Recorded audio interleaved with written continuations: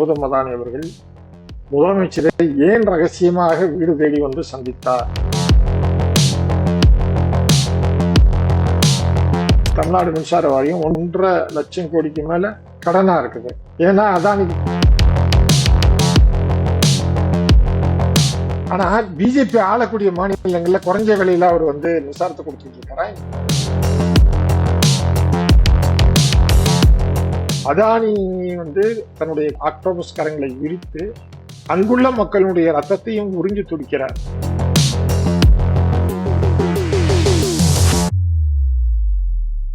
அறம் தமிழ் நேயர்களுக்கு வணக்கம். இன்றைய நடப்பு அரசியல் குறித்து பேசுவதற்கு அறம் இணைய இதழின் ஆசிரியரும் மூத்த பத்திரிகையாளருமான திரு சாவித்திரி கண்ணன் அவர்கள் இணைந்திருக்கிறார். அவரோடு நடப்பு அரசியல் குறித்து பேசுவோம். ஐயா வணக்கம். வணக்கம். இப்போ சமீபத்தில் தமிழ்நாடு அரசு குறித்த விமர்சனங்களை எல்லாம் எதிர்க்கட்சி தலைவர் திரு எடப்பாடி பழனிசாமி ஆகட்டும், அதே மாதிரி மூத்த அரசியல் தலைவர் பாமக நிறுவன தலைவர் திரு ராமதாஸ் ஆகட்டும், அவங்க வந்து முதல்வர் திரு மு க ஸ்டாலினை நோக்கி கேள்வி ஏதேனும் எழுப்பினா அவர் ஓரிரு வார்த்தைகளில் விடையளிக்கிறாரு. அது குறிப்பாக அவங்களுக்கு வேறு வேலை இல்லை. அது எடப்பாடி பழனிசாமி அவர்களை பற்றி குறிப்பிடும்போது அவருக்கு தினம் அவருடைய பேர் பேப்பரில் வரணும், அதனால் அவர் எதையாவது சொல்லிகிட்டு இருப்பார், இதுக்கெல்லாம் நான் பதில் சொல்ல முடியாது அப்படின்றார். அப்போது ஒரு விஷயத்தை ரொம்ப சிம்பிளாக இந்த பதிலளிக்கிற முறையை ஒரு சீனியர் லீடர் தான், அவருக்கும் ஒரு 50 ஆண்டு கால அரசியல் கிளைம் பண்ணுறாரு. எப்படி பார்க்குறீங்க? இல்லை, இப்போ தமிழ்நாட்டில் இந்த ஆட்சியாளர்களுடைய நடவடிக்கைகள் எப்படி இருக்குன்னு கேட்டிங்கன்னா, அவங்க என்ன வேணா செய்வாங்க, அதை பற்றி யாரும் கேள்வி கேட்கக்கூடாது, பத்திரிகைகள் அதை வந்து கொஸ்டின் பண்ணக்கூடாது, எதிர்கட்சி தலைவர்கள் யாரும் கொஸ்டின் பண்ணக்கூடாது அப்படின்ற மாதிரியான ஒரு மனநிலையில் இருக்கிறாங்க. அப்படிதான் பெரும்பாலான பத்திரிகைகள் இவங்களுடைய நோக்கத்துக்கு ஏற்ற மாதிரி சைலண்டாகவே பல விஷயங்களை பேசாமலே கடந்து போறாங்க. ராமதாஸ் போன்றவர்கள் வந்து முன்ன இதை விட விக்ரஸா கேட்டுக்கிட்டு இருந்தாரு. இப்போ ரொம்ப அத்திப்புத்தா மாதிரி தான் ஏதாவது ஒன்று ரெண்டு கேட்கிறாரு. அதையே கூட இன்றைய முதலமைச்சரால தாங்கிக்க முடியல. அப்படின்னும் போது என்ன கேட்டாரு?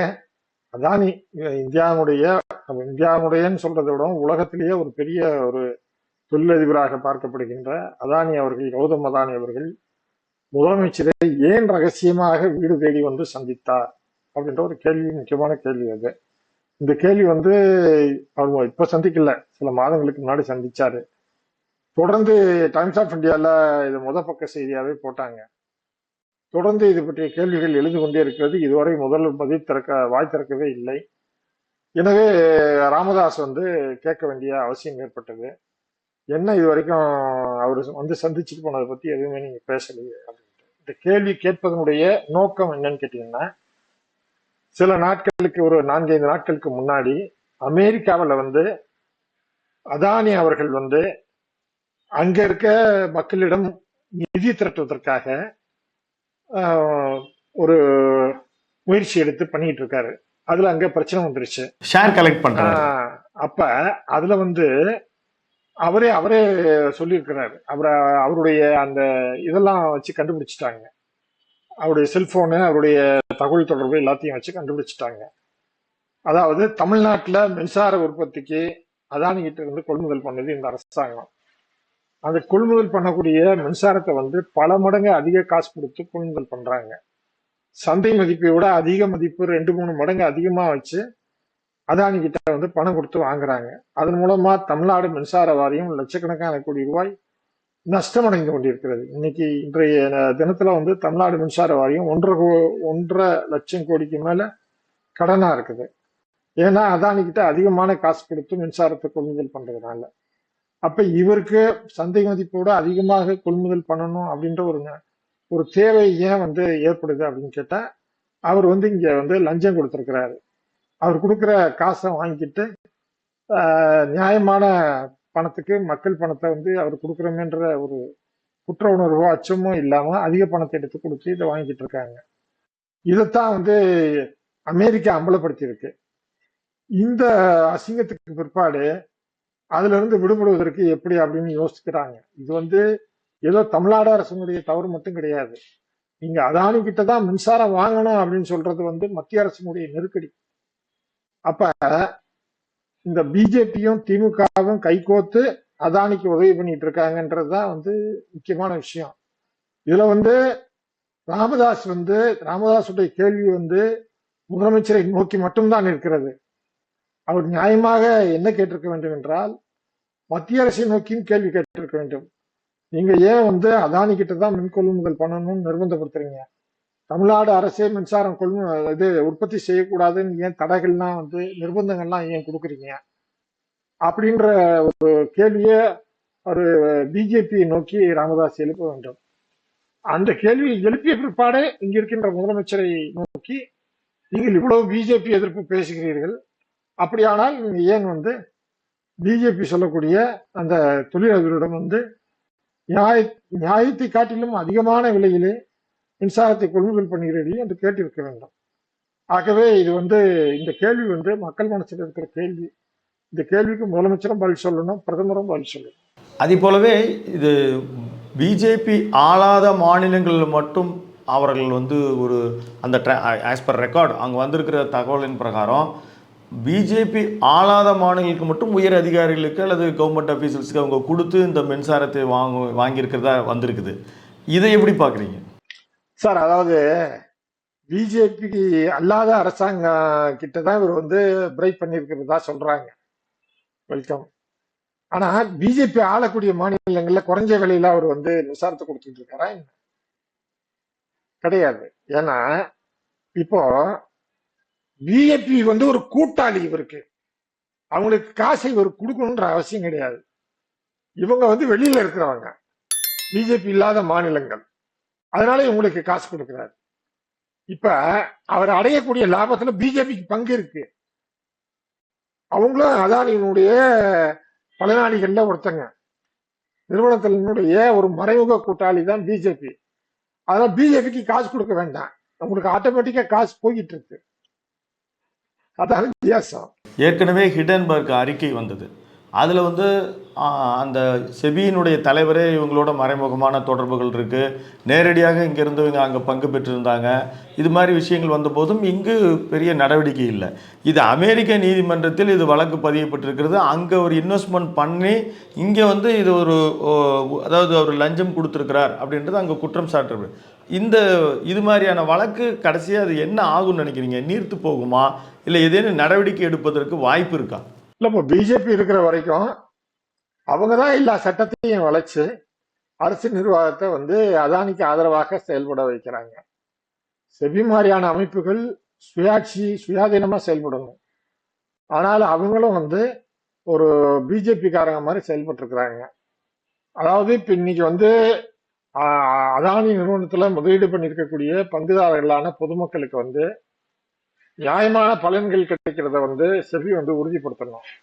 அப்படி இல்லாம அவங்க அதானி அதிக லாபம் அடைகிறதை மட்டும்தான் குறிக்கோளா வச்சு இயங்கிட்டு இருக்காங்க. நீங்க பாத்தீங்கன்னா இந்த பங்கு சந்தையா இருக்கட்டும், வங்கிகளா இருக்கட்டும், அல்லது சிபிஐ மற்ற அமைப்புகளா இருக்கட்டும், இது எல்லாமே குற்றம் செய்யக்கூடிய மிக பெரும் இந்த கார்பரேட் முதலாளியான அதானிக்கு துணை போகக்கூடிய அளவுல இன்னைக்கு மத்திய அரசு ஒரு ஆட்சி பண்ணிட்டு இருக்காங்க. இப்ப இது பாத்தீங்கன்னா இந்தியாவுக்கு ஒரு மிகப்பெரிய அச்சுறுத்தலா மாறி இருக்கு. அது மட்டும் இல்லாம இவர் வெளிநாடுகள்ல பல நாடுகள்ல இதே மாதிரி மின்சாரம் மற்றும் பல்வேறு விதமான முதலீடுகள் செய்து தொழில் செய்யும் போது அவ்வாறு அவர் தொழில் செய்வதற்கு வாய்ப்பு கொடுக்கும்படி அவருக்கு சிபார்சு பண்ணியது இந்திய பிரதமர் மோடி தான். தன்னுடைய அயல்நாட்டு வெளிநாட்டு சுற்றுப்பயணங்களின் போது அவர் அதானியின் கூடவே அழைத்து சென்று தான் சந்திக்கக்கூடிய அந்த நாட்டு தலைவர்களிடம் இவரையும் அறிமுகப்படுத்தி இவருக்கு உங்கள் நாட்டில் தொழில் தொடங்க வாய்ப்பு கொடுங்கள் என்று கேட்டு வாங்கி வெளிநாடுகளில் விமான நிலையங்கள், இது மாதிரியான மின்சாரம் உற்பத்தி செய்யக்கூடிய தொழிற்சாலைகள், இது போன்ற பல்வேறு தொழிற்சாலைகளை உலகம் முழுக்க அவர் நிறுவியிருக்கிறார். இவ்வாறு அவர் நிறுவுவது கூட தவறில்லை. ஆனால் அங்கேயும் அவர் சட்டத்தை வளைத்து தவறான முறையிலே அவர் செயல்படும் போது இப்ப கென்யா நாடு இந்த ஒப்பந்தத்தையே ரத்து செஞ்சிருக்காங்க, வேண்டான்னு சொல்லிட்டாங்க. அதானி எங்களுக்கு தேவையில்லை அப்படின்னு சொல்லிட்டாங்க. அது ஒரு ஸ்ரீலங்காலையும் அதானுடைய ஒப்பந்தத்தை ரத்து செய்யணும்னு சொல்லி எதிர்கட்சிகள் எல்லாம் போராட்டம் நடத்திட்டு இருக்காங்க. மக்களும் இதை ஓங்கி குரல் எழுப்பிட்டு இருக்காங்க. இப்ப வங்கதேசத்துலயும் அந்த மாதிரி அதானுடைய முதலீடை ஏற்றுக்கொள்ளக்கூடாதுன்னு சொல்லிட்டு மக்கள் போராட்டம் நடத்துறாங்க.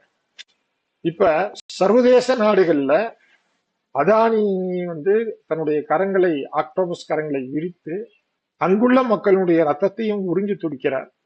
இந்தியாவில் இருக்கிற மக்களுடைய ரத்தத்தை குடிச்சா மட்டும் போதாது, உலக நாடுகள் முழுக்க இருக்கிற மக்களுடைய ரத்தத்தையும் குடிக்கணும்னு சொல்லி அவருடைய அந்த கார்பரேட் அக்டோபஸ் கரங்கள் வந்து பறந்து விரிந்து போய் கொண்டிருக்கிறது. அந்த நாடுகள்லாம் அந்த கரங்களை வந்து திருப்பி அடிச்சு நொறுக்குறாங்க. நீங்க வராத, போயிரு, வந்தனா உன்னை நாங்க வந்து அனுமதிக்க மாட்டோம் அப்படின்னு சொல்லி கடுமையான ஒரு எதிர்ப்புகளை சந்தித்துக் கொண்டிருக்கிறார்.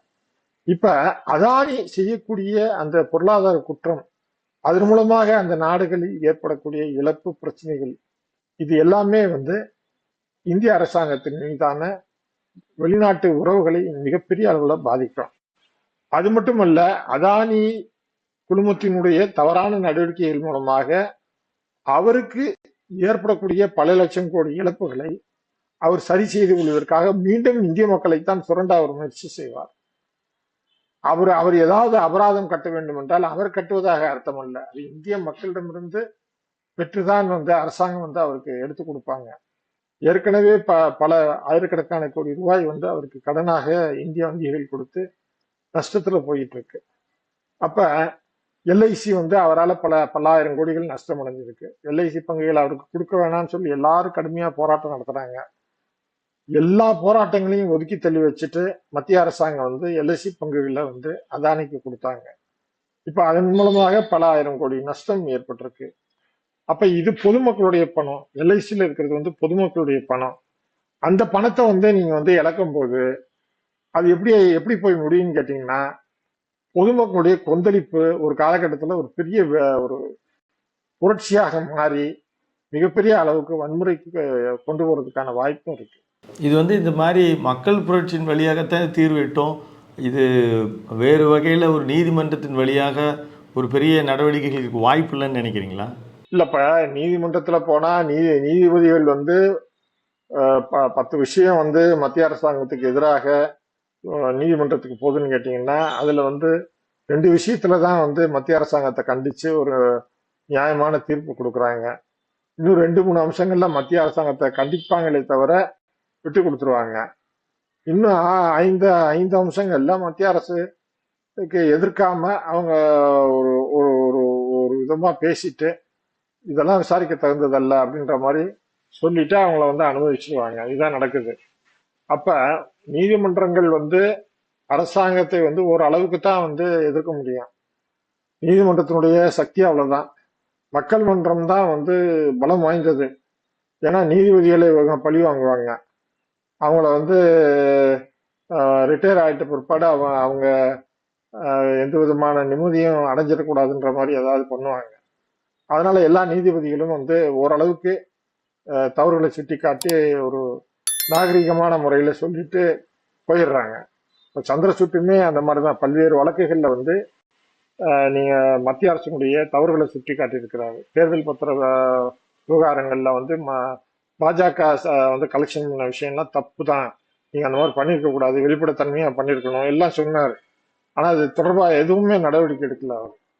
இது மாதிரி வந்து பாத்தீங்கன்னா நீதிமன்றத்தால் இந்த அரசாங்கத்தின் மீது நடவடிக்கை எடுக்க முடியாத அளவுக்கு இவங்க இருக்கிறார்கள்.